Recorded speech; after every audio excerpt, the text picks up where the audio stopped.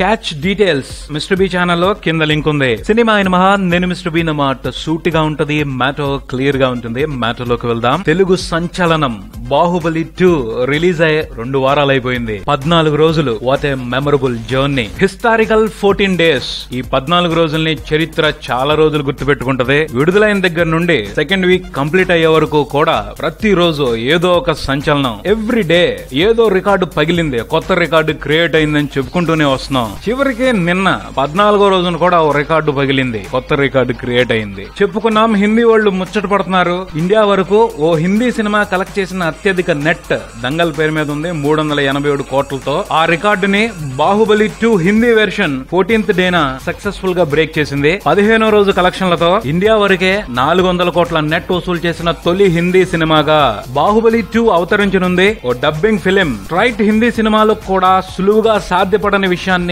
సాధించింది అంటే సంచలనాలకే సంచలనం కదా.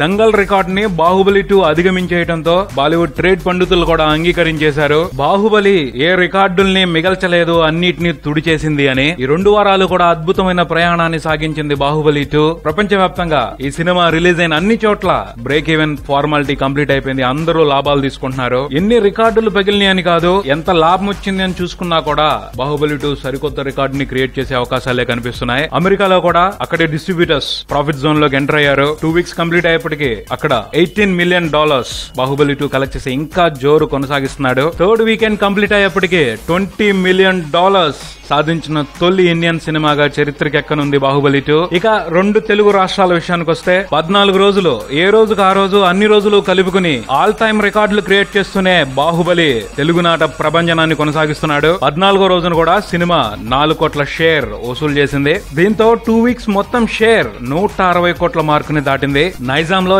50 కోట్ల షేర్ సాధించిన తొలి తెలుగు సినిమా అయింది. ప్రతి ఏరియాలోనూ సరికొత్త రికార్డులను నెలకొల్పింది. ఉత్తరాంధ్రలో బాహుబలి 2 జోరైతే కమనీయం.